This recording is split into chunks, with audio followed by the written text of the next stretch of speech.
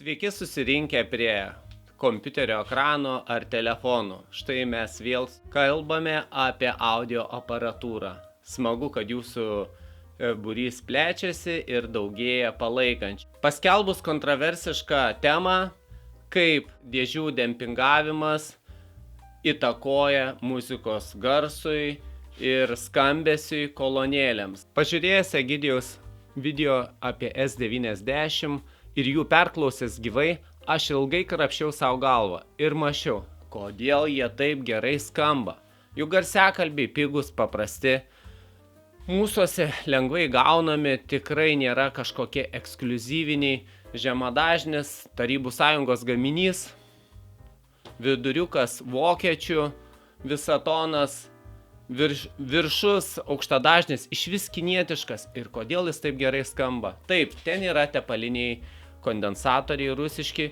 Išvis apie tepalinius kondensatorius tai yra pats aukščiausias lygis. Ten viskas ok, viskas tvarkoj. Na gerai, tepalinių kondensatorių neturiu.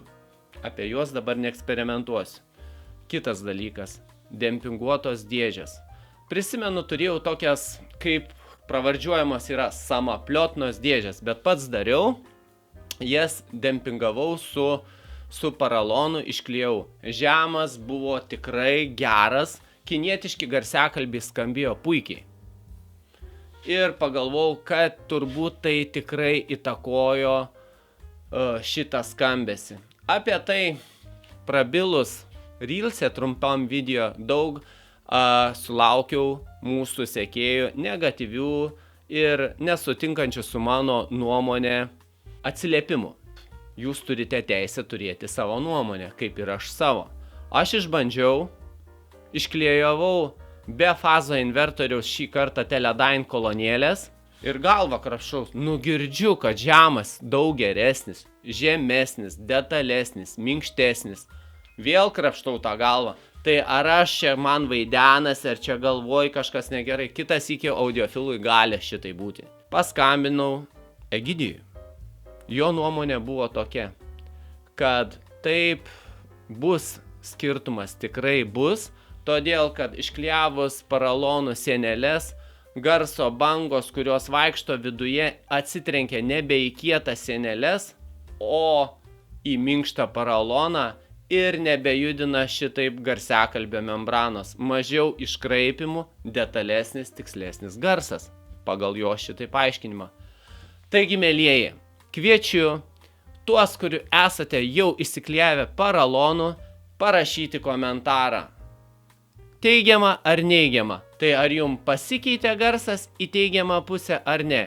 Jeigu nepasikeitė, bet tikrai esate realiai šitai atlikęs, parašykite: Martynai, tikrai nepasikeitė, tau pasirodė ir galvoje negerai, nusišnekėjai. Jeigu pasikeitė, palaikykite mane.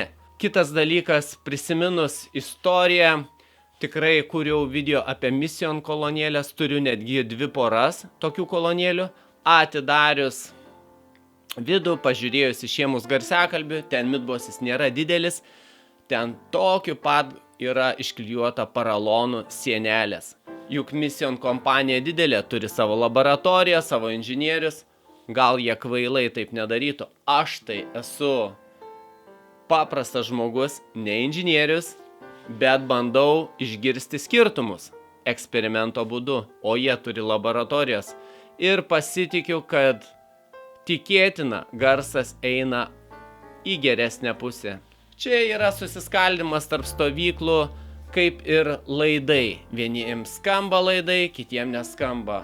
Aš iš tų, kuriems skamba. Pamatysite, kai modifikavau šitas Teledyne kolonėlės, radau dar keletą niuansų, negerų dalykų, kur tikrai dar galima patempti kolonėlės kokybę. Ar matote, kaip blizga šitas laidas?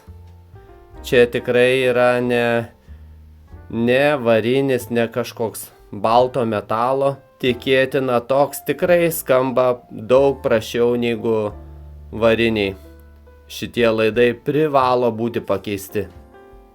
Jeigu spaudžiant kokybę iki maksimos, šitokie gnyptai, ypač aliuminiai, kokybei tikrai pliuso nepriduoda.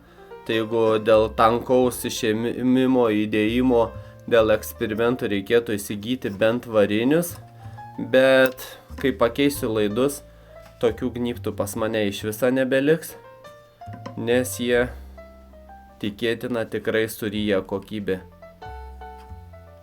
Ir dėl kontakto, kad makaluojasi, nėra taip tvirta, ir todėl, kad metalas čia yra prastas. Išklijuotas visas, iš visų pusių. Teko šitą skylutę padidinti, nes kai stori laidai nebeįtelpa. Radau dar vieną tokį minusiuką, bet šiam momentui tikrai jų nekeisiu. Nežinau, kokio metalo prijungimas čia yra, bet jisai yra baltas, ar tai aliuminis, ar dar kažkas. Geriau būtų, kad būtų žalvaris arba varis. Gal kažkada jį pakeisiu, bet šiam momentui tai palieku ateičiai.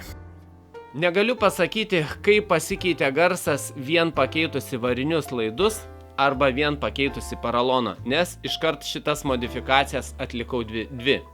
Pakeičiau ir laidus į rimtesnius ir pakeičiau paraloną. Nepamirškime to, kad be paralono ten yra ir sintipono, bet tikrai išgirdau skirtumą. Jeigu patiko mano šitas video, palaikykite mano kanalą ir paaukokite šiek tiek pinigėlių.